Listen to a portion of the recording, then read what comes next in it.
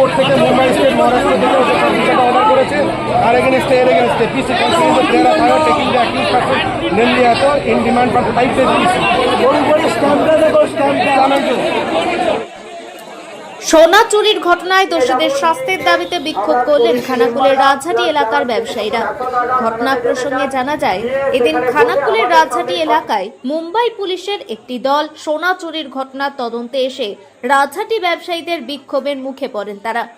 ঘটনাকে কেন্দ্র করে এলাকায় উত্তেজনা ছড়ায়। ঘটনার খবর পেয়ে ঘটনাস্থলে খানাকুল থানার পুলিশ গিয়ে পরিস্থিতি সামাল দেয় বলে জানা যায়। সোনা চুরির ঘটনার নামে বারবার হেনস্থা করা হচ্ছে রাজহাটি ব্যবসায়ীদের বলে অভিযোগ।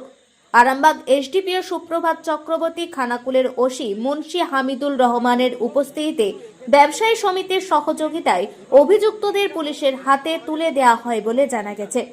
যদিও ঘটনাটি খানাকুল থানার পুলিশ খতিয়ে দেখছে বলে জানা গেছে।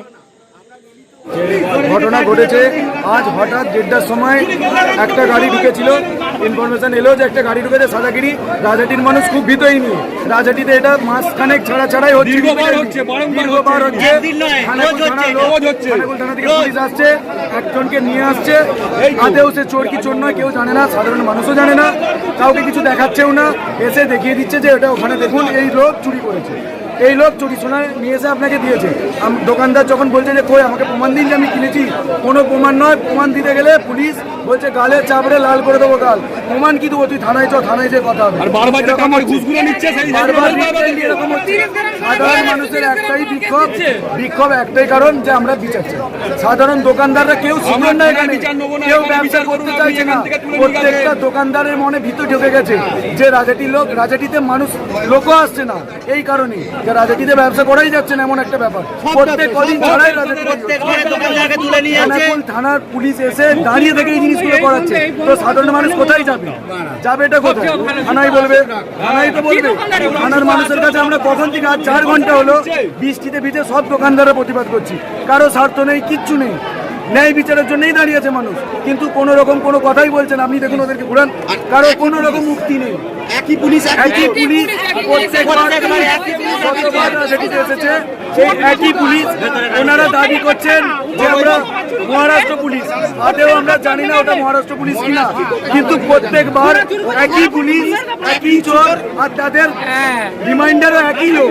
কি করে সম্ভব হয় স্যার? তো এখন কি চাইছেন? আসল চাইছি আমরা, আসল যে চোর সেটা আমরা জানতে চাই।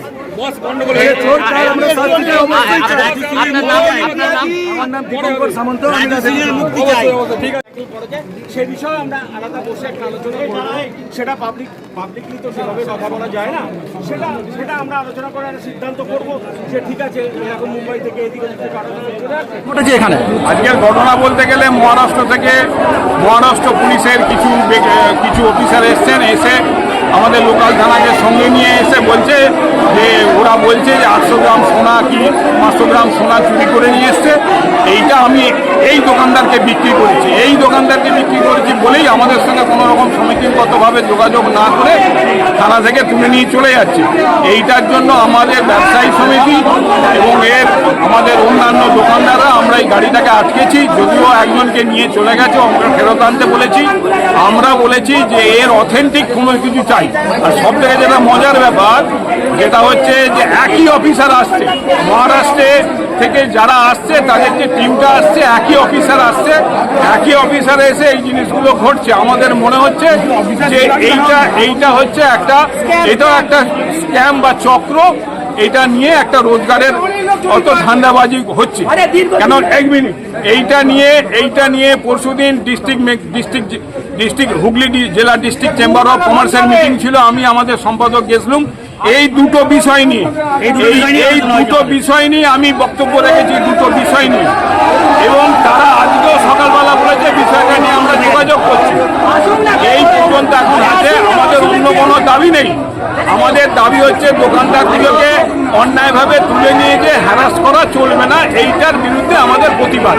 না হলে আমরা কোনো রকম কি বলবো, আমরা আইনও হাতে নিতে চাইছি না এবং আইনের আশ্রয় নিতে চাই, আইনও দরকার। দোকানের পাশে রয়েছেন?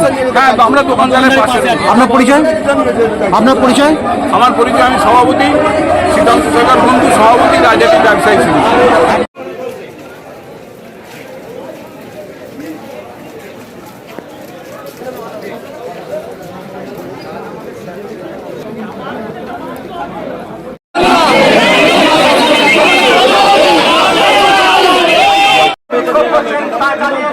কিন্তু কখনো নিজের হাতে আইন তুলে নেবেন না।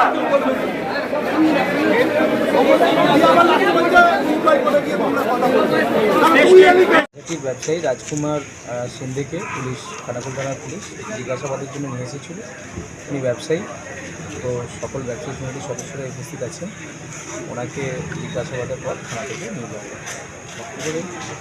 এখন আরামবাগেই রয়েছে প্রাণ আইভিএফ ফার্টিলিটি সেন্টার। নিঃসন্তান দম্পতিদের মুখে হাসি ফোটানোর বিশ্বস্ত প্রতিষ্ঠান প্রাণ আইভিএফ ফার্টিলিটি সেন্টার দক্ষিণবঙ্গের মধ্যে সর্ববৃহৎ এবং সর্বপ্রথম এআরটি গভর্নমেন্ট রেজিস্টার প্রাপ্ত আইভিএফ সেন্টার এখন আরামবাগেই। অল্প খরচে আইভিএফ পরিষেবা, বন্ধ্যাত্ব চিকিৎসার এক অভিনব অধ্যায়। প্রাণ আইভিএফ ফার্টিলিটি সেন্টার একেবারে অল্প খরচে পুরুষ ও মহিলার বন্ধ্যাত্ব পরীক্ষা, বন্ধ্যাত্ব চিকিৎসা সবকিছুই হয় আমাদের প্রতিষ্ঠানে। সুচিকিৎসার মাধ্যমে মা ও বাবা ডাক শুনতে পারবেন নিঃসন্তান দম্পতিরা। তাহলে আর দেরি কেন? আজই যোগাযোগ করুন প্রাণ আইভিএফ ফার্টিলিটি সেন্টারে। ঠিকানা বসন্তপুর, আমতলা, 2 নম্বর রেলগেট, আরামবাগ, হুগলি। যোগাযোগ নম্বর 7865858781 অথবা যোগাযোগ করুন 7908098172 এই নম্বরে।